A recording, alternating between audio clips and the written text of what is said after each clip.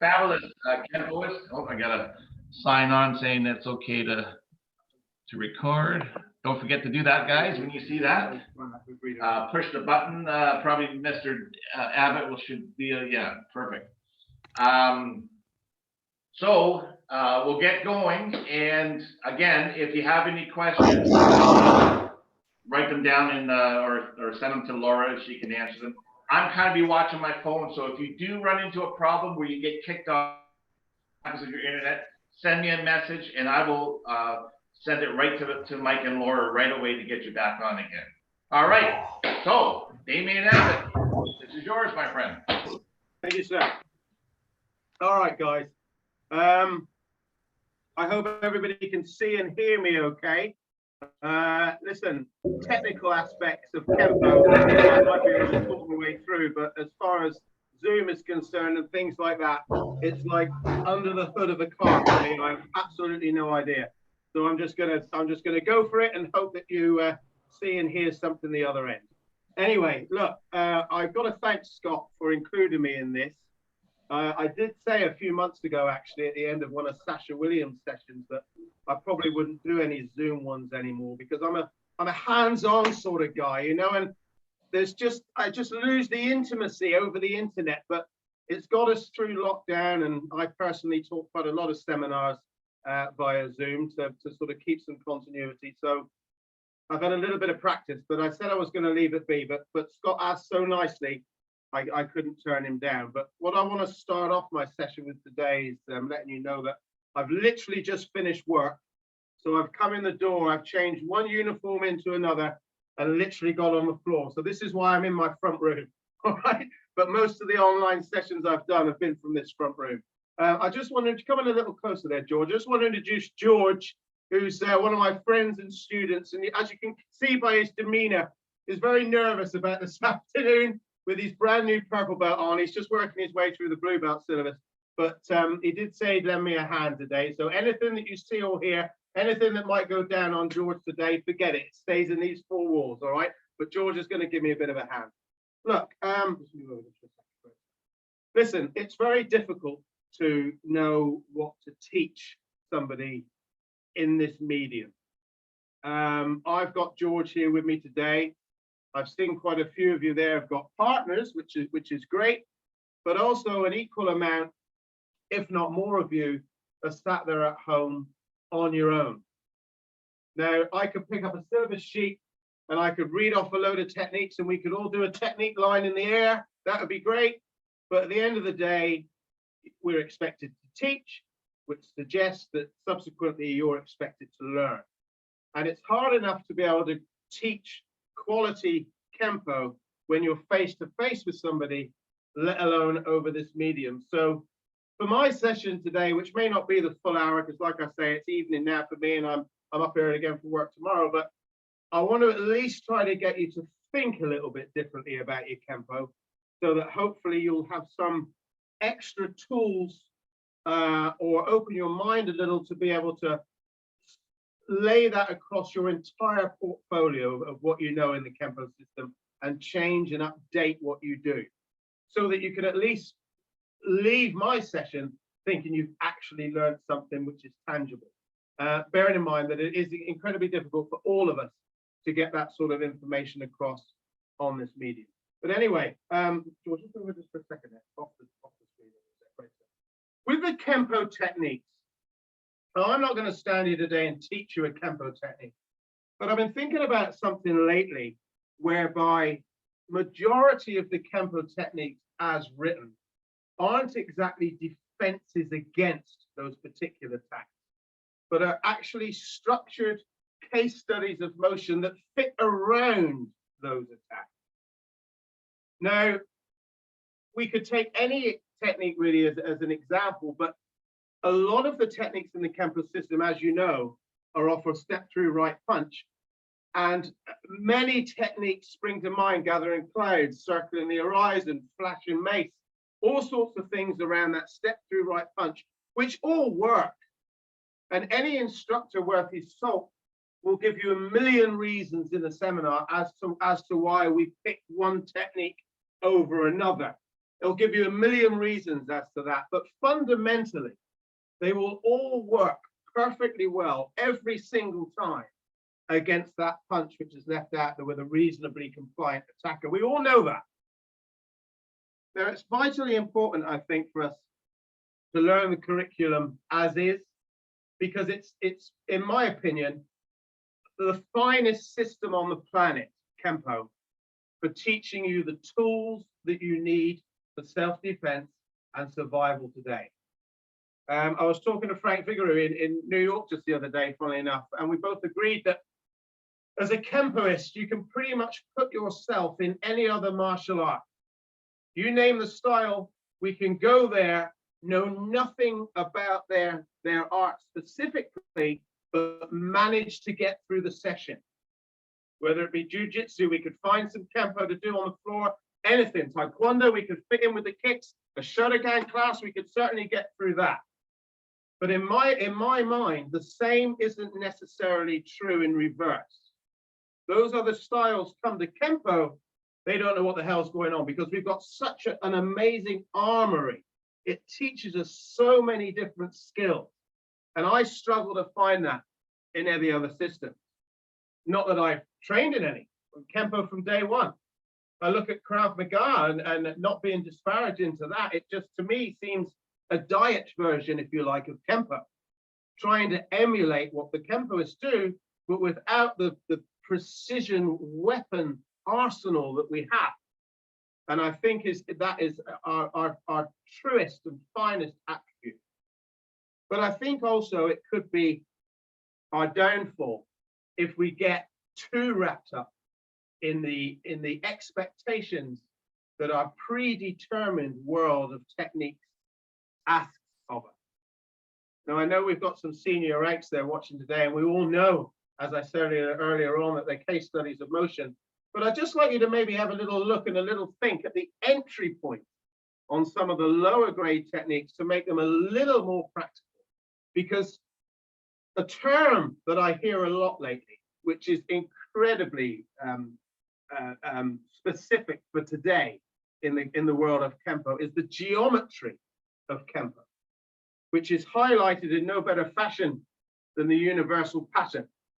And I know we're meant to imagine ourselves in the middle of that universal pattern, so everything's coming off in a sphere. It's not one-dimensional, two-dimensional. It's a sphere that we're in the center of, which is an excellent mindset, and has certainly helped me a lot as I've come up through my ranks of black. But if you were to imagine yourself in the middle of that sphere, and you'd see all those lines shooting out, there are still going to be gaps in between. And if there weren't gaps in between, it would be a solid black mass. But there are still going to be gaps. So if there are no lines to fill those gaps, where are the answers in the Kenpo system? And I find sometimes that if we get too immersed in the requirement for the pattern and the geometry of the techniques, we miss a vital opportunity, particularly at the point of entry. Okay, now if at any point anybody has got any questions and wants to stop me, please just interject, because it will help both sides. Now look, I want to rewind right back to the beginning and mention the first technique which all of us learned, just to give you an idea of where I'm going with it. Delayed sword, as you all know, expects us, as that attack comes in, to step back into our block with our stance, and this is where we're at, and then we go into our cat stance, we shoot our kick, as you know, and we finish with our hand sword. A very crude example of what I'm trying to talk to you about at the moment here with George. If George comes in with that grab, and I step back and block, there are 1,000 things that we all know that delayed sword teaches us here. And it's very fundamental for the guy that's just walked in the studio for the first time off the street. He needs how to know to settle back into his stance. He needs how to know how to block with his check in hand. He needs that to understand distance, etc. But the trouble is, and this is just an example, when we step back with the delayed sword here, we have put ourselves, our body, to 10 o'clock. And I've said this many times before in seminars, this is nothing new. When our attacker is at 12, Now, the technique inherently knows that there's an issue there, because he attacks me from 12. I step back into my stance where I am now, everything about me is aligned to 10 o'clock, everything, which means my kick goes to 10 o'clock or a back kick to 4 o'clock. That's where my alignment is. But I'm required to kick in with a front kick to 12. The technique knows that, which is why we then shift to our cat stance to realign ourselves for our kick and the rest of the technique. The trouble is, unless you're extremely lucky, your attacker isn't going to give you the privilege and the luxury of waiting for you to readjust into your cat stance, because that's exactly when he's going to punch you with the other hand, as we all know. So you could say, if you wanted to be really extreme, why teach that? Well, I'm against teaching chaos, which a lot of your MMA clubs do. Various other styles teach chaotically, whereby anything really sort of happens. I'm against that. I believe firmly in teaching a structure. So it's necessary, as I do, to teach the techniques as written so that you can understand how to deconstruct them and reconstruct them later on down the line. It's no point having a shortcut unless you already know the long way around. And Scott Southwell will vouch for me on that one, because we both share the same day job as a delivery driver. So if anybody knows about shortcuts, it's Scott Southwell. All he needs now is a decent route. But anyway, that's a different story. But you can't understand a shortcut unless you know the long way around. Now, the thing is, our attacker is coming from 12 o'clock. And again, for those of you that are switched on, there is an issue here too, because I'm going to show you a shortcut, which a lot of you already know in delayed sword. But again, I'm requiring my attacker to be at 12 o'clock. I'm requiring myself to be at 6 o'clock, because when I'm stood here, my alignment is facing 12 o'clock. So it's already, we're just finding a different way of making delayed sword perfect, because we're standing where we need to stand to make it work. But if I'm in I'm not going to stand, obviously.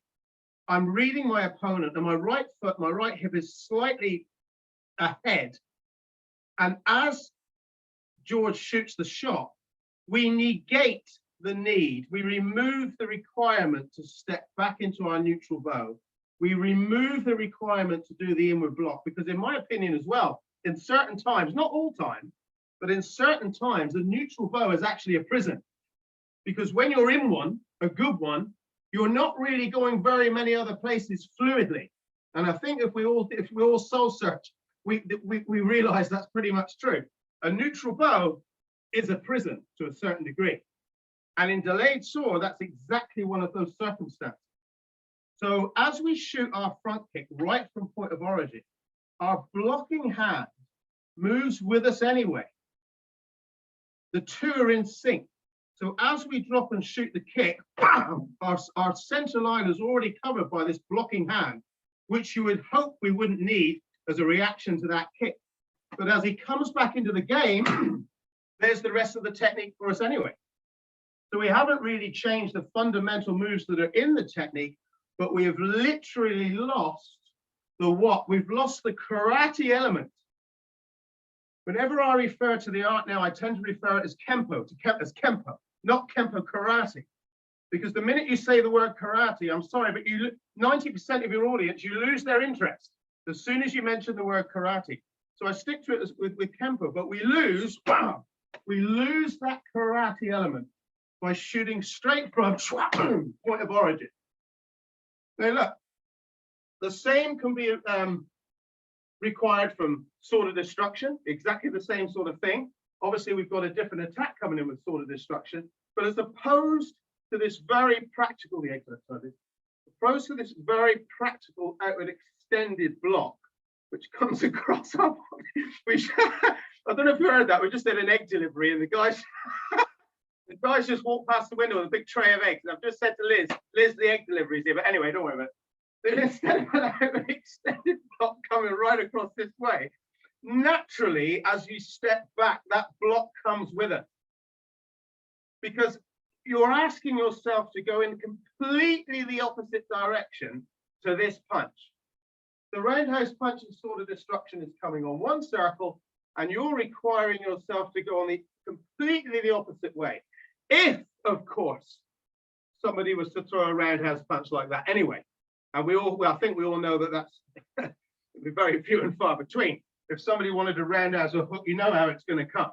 But either way, as that punch comes up, if you're going to move back at all, your right arm comes back with you and contours and fits nicely inside the shape of that arm. And coupled with what we've just learned from delayed sword, we're already there. Now, if our first kick, coming a little closer. If our first kick connects and we get a nice wham, you got a box on. No, he hasn't got a box on. He's come here today with no box. That's why he's still wearing a purple belt. So he shoots the shot. Wham! He reacts from that. Bend over a little further for me. He reacts from that kick, but at least now the other fundamentals of the technique, wham! We've got plenty of time to throw in. But it's just the point of entry which needs some serious thought. But like I say, you can't understand a shortcut unless you know the long way around. Mace of aggression is another one, a nice one off the yellow belt syllabus. Double lapel grab. He grabs, he pulls in. Am I going to do mace of aggression now? I'm not. Why aren't I? Because it's too late. Obviously too late. We all know probably wham, that that's where it's going to end up. And once those grabs are on, you're already there. All right, you're already there. There is no will in the world. No will in the world. Once it's done, tension is there with him. Tension is there with me, and tension is everybody's enemy. And nothing's going to happen at all. Okay, certainly not mace of aggression. But we're still teaching that, so there has to be something to extrapolate from it, which is of benefit to us all. Now, George, thank you. If I demonstrate the attack for mace of aggression, and I step in to grab those lapels and pull in, I am making a specific shape in the air with this particular attack, because this is what's required, a double lapel grab. So we would know, as martial artists, just as people, this is common sense. You don't have to be a martial artist to know this. If you think there's going to be some conflict, you don't really want the guy to be any closer than this at all, to be fair, Kenpo or otherwise, because once we get past this range and somebody's made their decision that they're going to attack, they're going to attack. And if George, for all his knowledge to the rank where he's at, decides he wants to punch me in the face here right now, chances are he would. And I'm certainly not going to be able to stop it. The best I could hope for was at least to move in the direction I feel that punch is coming to lessen its impact. But if we're this close, it's going to happen. So we know from a common sense point of view, we don't really want people to get much closer than this. With mace of aggression, though, they have to. And real slow. As they go to make that attack, we want to fill the gaps that they create with that. Real slower still. We want to fill those gaps. Now, you could argue that if I was to grab him and pull, which the technique suggests it is, that adds to my power on that shot. Of course it does. He pulls me in, I hit him harder. But he's not getting his hands on. So what compensates for the fact I'm not borrowing his force is the fact that he's stepping into that action, which is why we get to the same conclusion. But I need to fill the gaps that he's creating with that attack. And if he wants to be compliant from here on in, at least we can continue with the technique as we know it. But if we wait for it to be on and he pulls in, it's game over. All right, the best you can hope for is to duck your head, which I just did. But fill the gap, wow, and it actually works perfectly nicely. We've got that little bit of extra breathing space. So with those three techniques there already, it gives you an idea to play with the first entry point moves. Deflecting hammer is a classic example, really, about removing the karate element, and deflecting hammer, I think, is an awesome technique with an update. If you were on that angle, sir, give me a left neutral button. If you were lucky enough for a guy to be coming through with a step through front kick, a karate type of kick, which again, very, very rare, we required a little bit more of an angle there. We're required in the technique to start in a right neutral bow.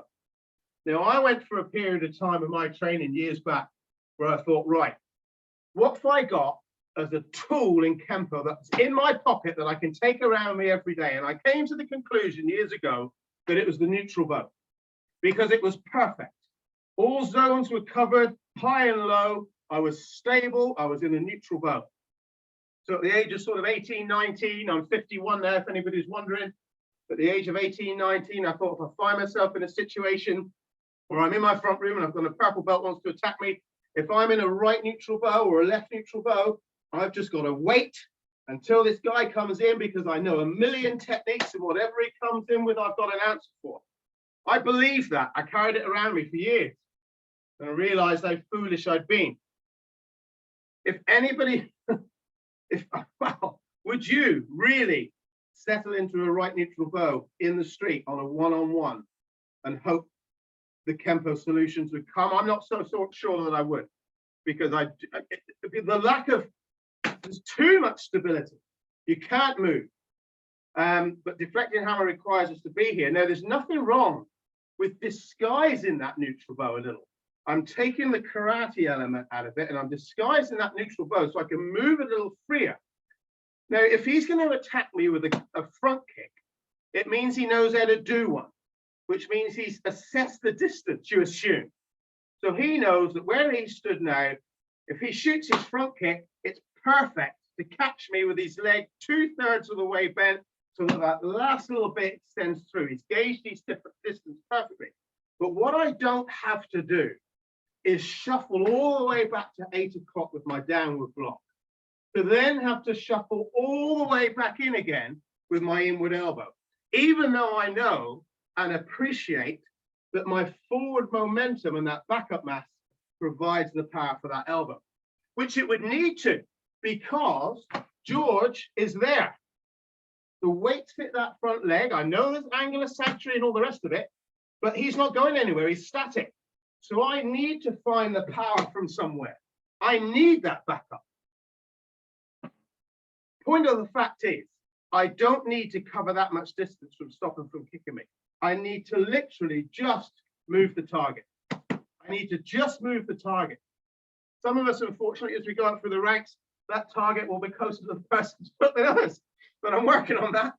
But if I just throw back into a cat stance or similar, I move that target. Now you can see where that elbow is going to come. The moment his foot passes me and before it hits the floor, he kindly lands right on it. So that compensates for the fact that I don't have that distance and that backup mass. One more time. We shoot, bam, straight onto it. And the more you narrow that down, the tighter that technique is. So you're removing the karate element, and it's actually just the beginning of the final move. And it generates, if anything, more power than you would get from the more traditional version. Now, when I teach delayed sword, which I did recently to a new beginner, it's exactly how I teach it. He comes through with a kick, I shuffle back with the block, I shuffle in with the elbow, I cover out to 8 o'clock, because they can't appreciate the shortcuts until you know the long way around. All right, now look, there's quite a lot of information there already, and that's probably been a 20, 25 minute burst. So has anybody up to this point got a question for me, please? No. No questions, Scott? No? Yeah, we do have a question, Master. Yeah. Go I'll for it. translate.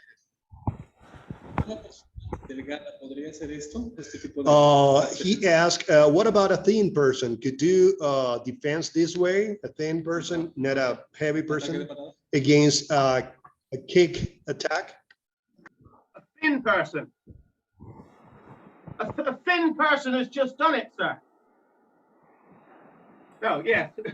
In answer to your question, in answer to your question is a yes, and it's not limited to delay. It's not limited to deflecting hammer, because we adapt the system to suit the individual, as you know, and with a good understanding of your body mechanics, the other person's body mechanics, a solid understanding of the basic fundamentals taught right from scratch, so that you've got a perfect execution of those basics. They're clinically correct for your body.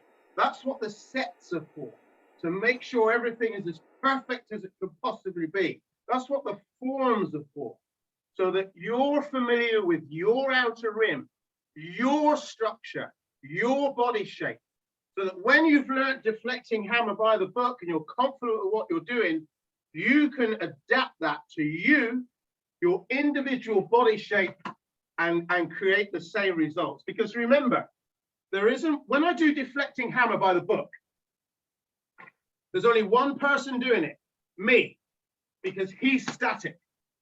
When we start to understand it and add in the shortcuts, there are now two people involved in that equation. So it's double trouble, if you like, but there are two people involved. And when the two people are part of that same equation, then you're going to get a better result. So yes is the answer to your question. Anything else, Scott, from anybody? Mr. Abbott. Yeah. Just maybe to clarify to some of the newer instructors, you would teach the traditional way, the textbook way, and then start showing the shortcuts. What about purple belt? Yeah. Do you know what, Scott? That's actually a good place, I think, to start bringing some of this stuff in. But there's nothing's in stone, because it all depends on the individual. You're going to teach somebody on Monday, and on Wednesday they're going to come back to you and say, Damian, I've got an idea about this technique. So you've got to vary it depending on who you've got. I teach an 11-year-old kid at the moment. I've just tested him to yellow. He does the full adult syllabus. He's 11. I could have another 11-year-old tomorrow who I could barely do 3 techniques with. So it's all relative to who you've got. But for an example, a very good example, clutch and feathers. We teach clutch and feathers as is. I know it's a joke. I've heard all the jokes, all right? But we teach clutch and feathers as is. That's the attack. Correct me if I'm wrong. The hair grab, he pulls down. Now, he's not just going to do that if he does it at all, which, let's be fair, I very much doubt, right? I very much doubt. Hair grabs exist. They're real. Women do them more than guys, all right? But when a hair grab comes from anywhere. Sorry, George. Hair grab comes from anywhere, all right? It'll make it worthwhile him coming today. But a hair grab is random, and it's always followed in by something else. So to be so specific, where I'm at 12, he's at 6, or the other way around, and he grabs and he pulls down, it's asking quite a lot of our attacker and of yourself. But anyway, that's the way it is. He grabs, he anchors, I check, I anchor, and all through this, he's going to be compliant and let me do it without punching me in the face with the other hand. We're there, I stand back into my neutral bow, bam, I shoot my shot, and all the rest we know. Yes, I teach that. Of course I teach that, because that's the way it's written. And as I've said 6 times already, you can't understand the shortcut unless you know the long way around. But the thing is, going back to mace of aggression, when George does the attack in the air, or clutch and feathers, he what? He makes some spaces around there which I need to fill, because I can't wait to see what he's going to do with that. It's too late. And this is a whole subject matter in its own now. I can't wait to find out what he's going to do. I can't step through right punch. I can't wait to see what sort of punch that's going to be. I can't wait, lone kimono, to see what sort of grab that's going to be. Ah, that's what sort of grab it's going to be. Okay, too late. I can't wait. So we learn our system, we learn our curriculum, and then it's freestyle. It's the Dungeons and Dragons of martial arts. You've got all the equipment, but you've got to make the game up yourself. So as he does clutch and feathers, I need to fill that gap. Now, if I want to practice the technique, clutch and feathers, as he shoots that shot, bam, there's my first move. Now, that didn't look too dissimilar to that. I didn't do a single knuckle, I did a vertical punch. But it didn't look too dissimilar to that. But it was done with the tools I had available to me, which effectively weren't many. I stepped back because I had the distance to do so, but it certainly wasn't into a right neutral bow. It was just a little bit of a stance. But the fact that my alignment, my choice of weapon, his attack were suitable for that moment in time, then that punch, bearing in mind he doesn't know it's coming, is going to have an effect. Now, if I want to continue with the technique in question, I'm in class and I want to practice the technique in question, this is now my new beginning. This is where I start from. That's his new beginning. Let's say there's still some residual of his original attack, and he wants to come back in a similar vein. This is my new beginning. I can actually quite nicely resort to the technique as is if I want to practice it per se. But I've changed completely, bam, my opening move. And he's reacted to that. None of this means a shit without the reaction. Now, as he comes back in, I can carry on, I can carry on with the technique as per. But that opening move has changed. Lone kimono is another excellent example. This is still answering your question, Scott. Lone kimono, there it is. Now look, that was my moment then. That was the moment. But because we're doing lone kimono, I've let him do that. He's pulled me in. I've grabbed, I've stepped back, bam, the rest of it, boom, we know. But when he grabbed me, that was my moment. Right there. What am I going to do? I asked this question a few times in Biggeroo's seminar the other day in New York City. What am I going to do when George does that? Because that was the moment right there. My lone kimono is not going to work. That was the moment. I saw a classic example in California in November in Mr. Tatum's seminar, no, Scott Gonzalez's seminar, where we were doing obscure wing. And there's the moment right there. That's the moment right there.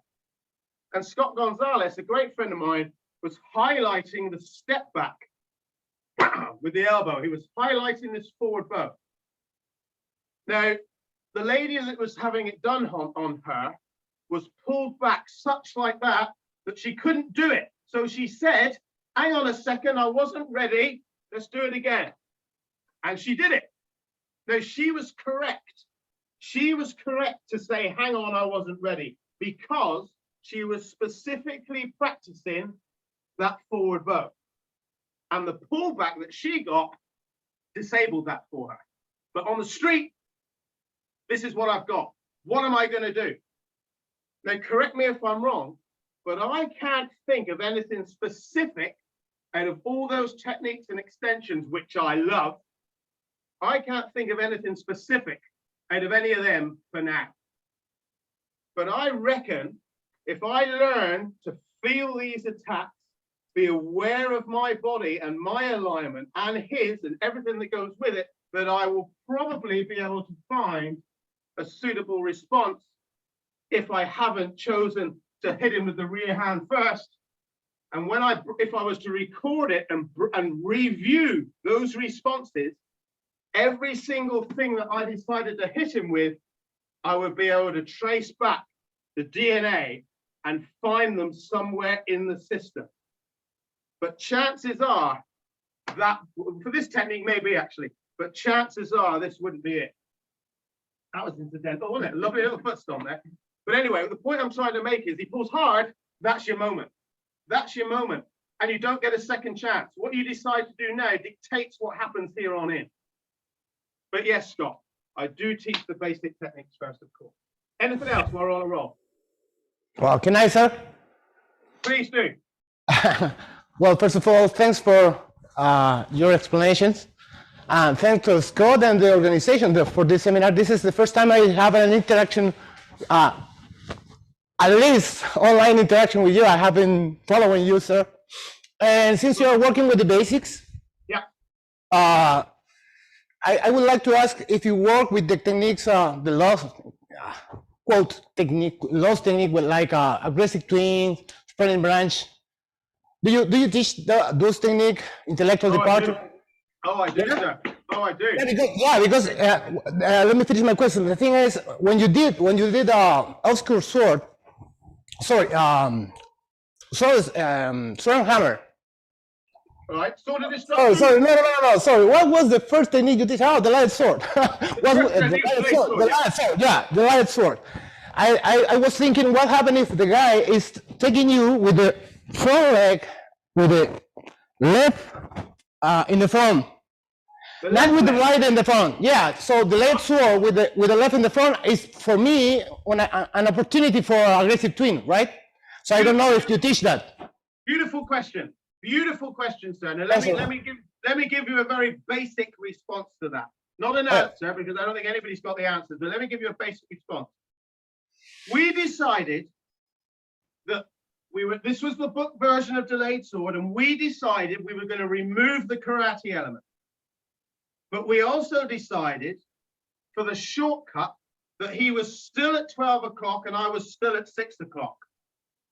We agreed that that was our starting point.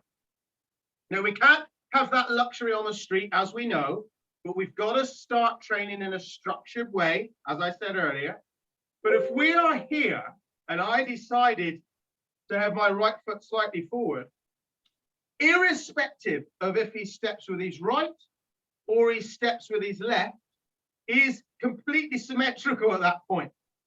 And I decide to go down through the center line with his right leg forward or with his left leg forward, wow, the same applies, which is why I either pick delayed sword or sword of destruction. For the left leg to step through full-blooded, the chances are the rest of his technique will already be there. Now, I think with aggressive twins, which was a classic, which my instructor taught us aggressive twins, which is the double push with the left leg forward. George hasn't done this one, unfortunately. To allow that push to come in, to bring an inward block into and go and ride all the way around into a reverse bow, to shoot that side kick and then the front kick, I haven't done that technique for a long time, is asking a little much, because if he pushes and really pushes, it's done. It does you a favor because it's giving you some distance. But interestingly, you should mention aggressive twins. I was watching my friend David Steyer post a video. Maybe I shouldn't name these people, it's too late now. Post a video just the other day on alternating maces, which is in the same family group Kenpo terminology as aggressive twins. Right. But when he did alternating maces, quote me if I'm wrong, alternating maces is again a high push, right? It's a high push. And we step back, we block, we check, we frame the target, we shoot the reverse, the vertical punch, and we finish with the back knuckle. Now, when he showed the video yesterday or the day before, I noticed that the push, stay there, was a low push, right? Now, this goes back exactly to what I said at the beginning of this session, whereby we sculpture techniques to fit around the attack. Now, I was never taught, I'm not saying this is wrong, I was never taught alternating maces with a low push like that. Because if I want to push George square round low like that, my hands are at the wrong angle to do it. My hands are facing upwards, and I wouldn't want to push low like that, which is why for low pushes, that's the adjustment. It doesn't become a push anymore, it becomes a grab round. I wouldn't push low like that. It's not natural to do that. But that's exactly, do that push there for me in the air, exactly what was required, a low push. You know why? Because they'd lost the karate element, and the first move was a step back into a forward bow, ball up, and hammer that downward inward block on a downward angle. It was more like a downward forearm block, really, but it wasn't. It was in between. There we are. So that we strike lowercase, higher case, and we're already positioned now, 1, 2 for the rest of it, which makes the technique work a lot better than the more traditional version. So with that lower push, you're already stepping back here, and this is already there, ready to go. It's a classic example, even though we've updated it, of fitting that technique around the attack. Hope that answers your question somehow. Clear, sir. And by the way, alternate mace was the technique removed by, aggressive twin was the technique removed by alternate mace, right? Yeah, alternate. So, yeah, well, it's a family group. You mentioned spreading branch. You did this, didn't you? Yeah. You mentioned spreading branch as well. Right. Again, it was a lovely technique. In fact, I brought this back in a couple of weeks ago and taught this. Now, correct me if I'm wrong. This was the attack for spreading branch, right? Right. This is the attack for spreading branch. Right. Now, George, funnily enough, did this just a couple of weeks ago. Now, what you're required to do is buckle that leg and hammer fist the groin. Now, what's not taught is the fact that when you're stood ready for spreading branch attack, my alignment is to 12. If he drops in behind me, we'll come over where there's a lighter wall behind us. Put your arms around me, sir. So my alignment is to 12 o'clock, which means my legs are going to go to 12 or 6. They are not going to buckle his legs where I'm stood now. So what we need to do, which isn't taught, and I'm moving back because I want you to see my left foot. When I'm stood there, my left foot, you see me flare that heel out? My left foot, I flare that heel. And by flaring my left heel, that now starts to change the alignment. So that in doing just that small thing, I can now buckle back through, which opens up, I flare the heel, I buckle and look at my right hand, it opens up the line of entry for that groin, which isn't there. I'll show you for why. Now then, flare your left heel out, George. All right, good man. Now wait a minute, we're going to do it nice and slow. So I start to step in, he's flared his heel out.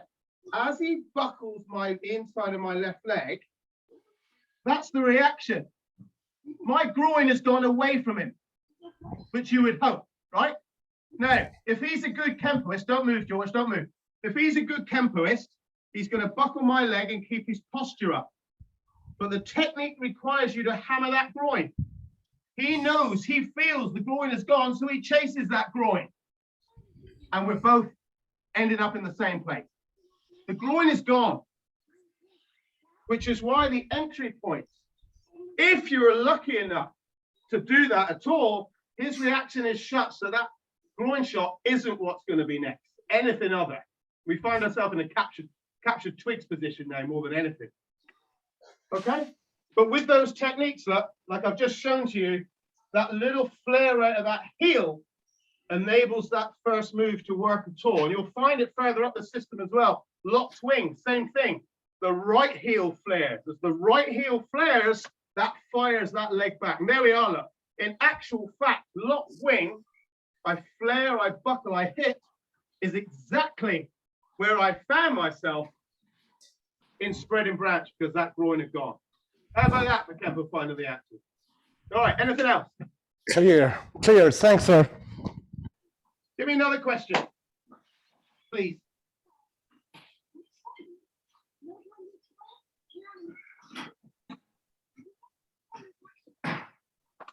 You've got 10 minutes. Well, if no one else have, I have a lot of questions on yellow technique. Ask me another one. Ask me another one before I go into hugging pendulum. Go for it. Ask me another question. Okay, last will be, since you are mentioning those lost technique quotes, what do you think the whole yellow program ended the last shot with the right hand or with the right side? There's no, at least not enough technique for me that finished the end of the technique with the left side. And if you take a look at the yellow, there's no technique that finished with the left side. All the techniques, the light sword, right hand, alternative mace, right, light sword, sword instruction, right, deflecting hammer, right, and you know, Exactly. the chain, right. What do you think is that? Excellent question. Excellent question. Now, contained within that question, you could have just about found the answers that everybody is looking for in the Kenpo system. Because the quick answer for that, which one of my not so friendly friends locally to me will throw at you with no hesitation. The quick answer to that is we practice everything off the other side. Well, that doesn't fool me, sir. And hopefully it doesn't fool you either. Because how you react off your right-hand side, you're not going to react like off your left-hand side anyway. And all the problems which are in the Kenpo system off the right-hand side just then double because everything's on the other side. We haven't faced the problem at all. We've just created a double issue. All right. Got we it. we so need I keep going back to obscure wing. It's always the lower grade techniques which really are the windows, right? The windows into the art. That's it right there. Right there. That answers all the questions you've got in Kenpo, because that's the moment right there. And he's actually grabbing me with his left hand. Grab me with my right hand. Go off the other side. Same thing. Same thing. That's the moment. And how I feel now that I'm going to hit him is not the same as it felt there. That got there first. It was different. We need to feel, and we need to be brutally honest with ourselves. The trouble is the ego of the Kenpo system, because delayed sword, that looks great. That looks great. Lone kimono, looks great. When he pulls on that shoulder, that don't look so good. But those were the strikes that were there to hit him at that moment in time. And because he's pulling, he will make the most of that for me. I'm not going to rely on it. Obviously, I'm going to do other stuff. It doesn't look as pretty, but it's that moment we need to be aware of, irrespective of if it's right or if it's left. You knowing yourself, your body, your structure, where you are in time and space and where they are in time and space at any moment in time is what's going to give you the answer. I was talking the other day, classic technique, lovely, classic technique we were doing the other day in California. Caught in the tiger we were doing. Obviously there's both hands, grab hard. The other guy's doing the same thing, grab hard, and you're required to do caught in the tiger. Never in a month of Sundays will you do caught in the tiger, never in a month of Sundays. Because we're not taught, right, to be aware, to feel these 4 points of contact. We're not taught to feel that. We just know that that's on and boom, off we go. And the guy lets you do it. Because that attack is so specific that me on the left-hand side, I grab like this, I put my right leg forward, and the guy on the other side puts his left leg forward, so that the legs are where you want them to be to do the technique. You've got to have some very, very stupid attackers, or you've paid them a lot of money. But the technique's there.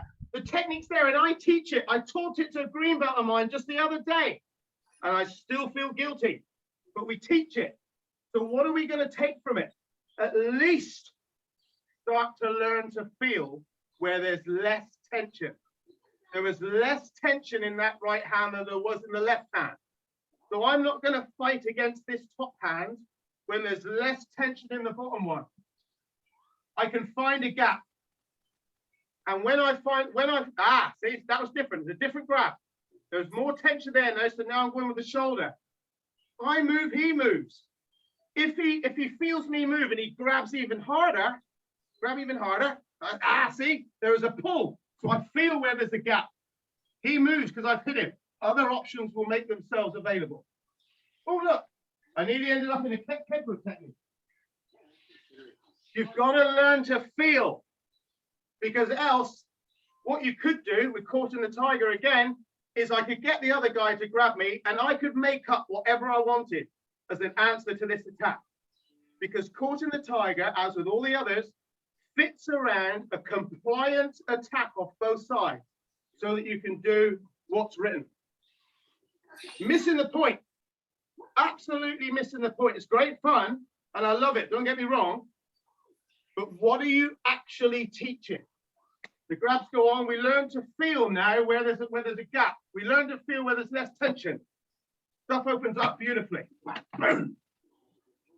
It's all Kenpo there. What I just did was all Kenpo, but it wasn't out of Caught in the Tiger. It had a different stimuli, and it's learning to be aware of that stimuli. Right, I'm running out of time, guys. So if you haven't got any more questions, I'm going to ask myself one to wrap it up. So Here's your last opportunity for another question. There is Roberto. one more question.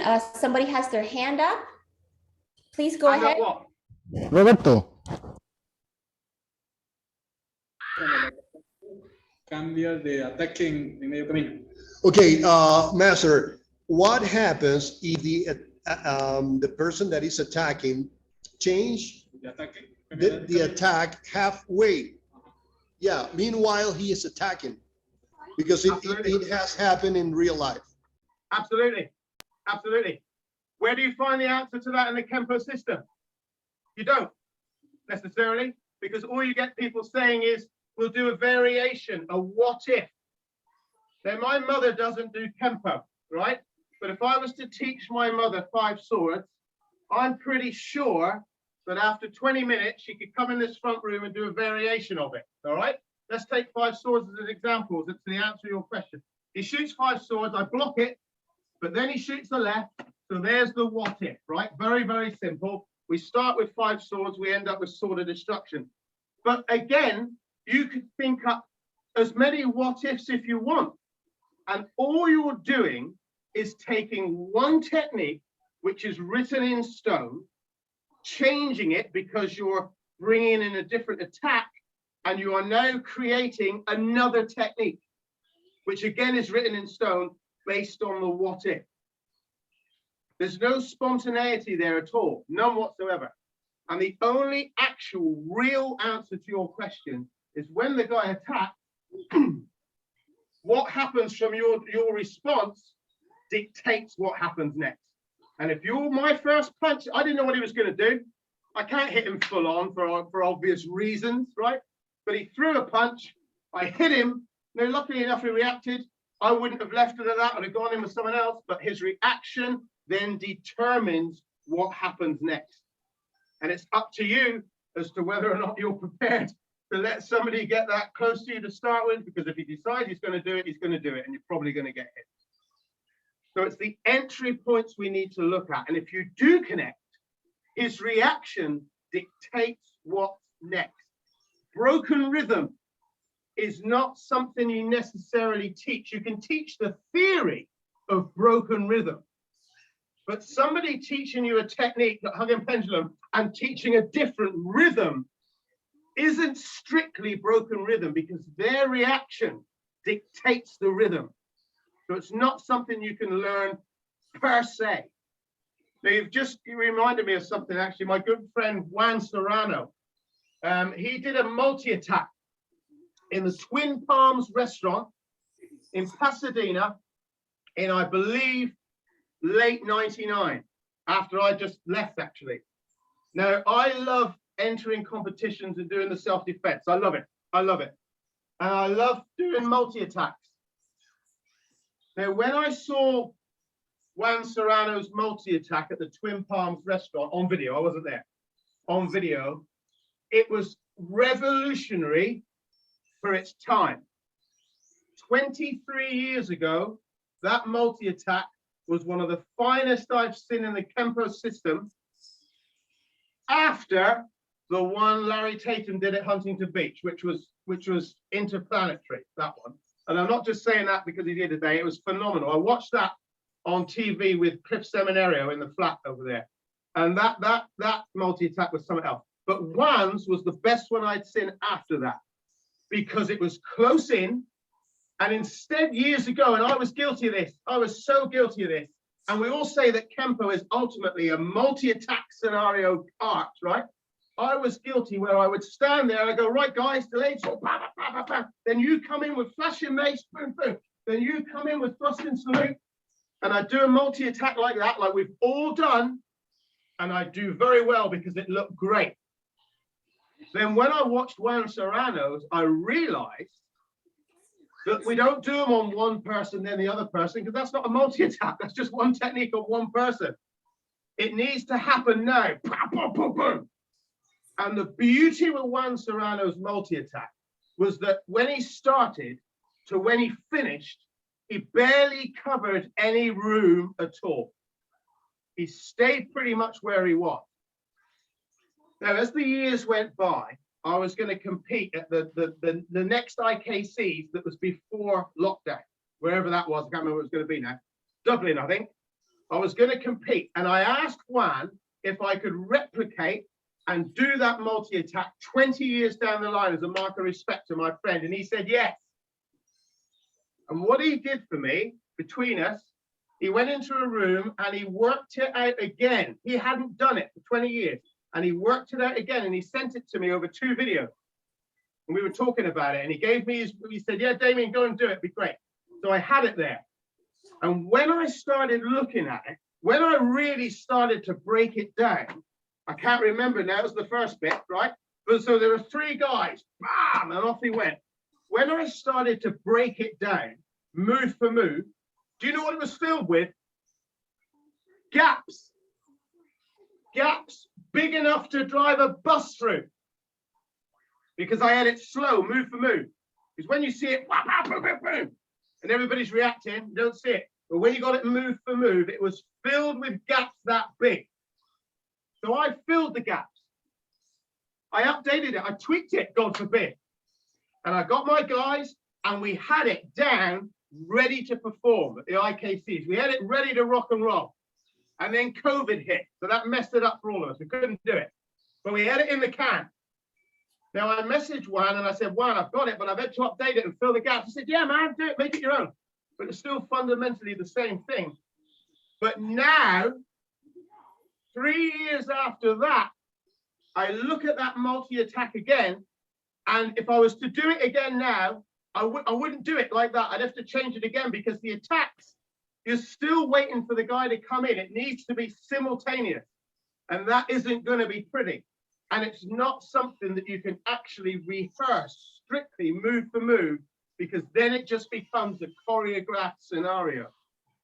So that really is where my thinking is going. And I want Kenpo to find those answers and to fill those gaps.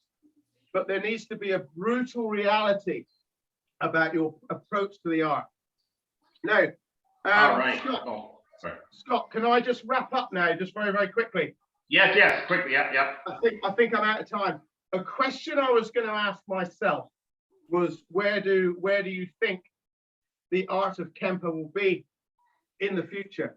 And these are the sort of questions I think that people that have been around for decades need to ask and put into the arena.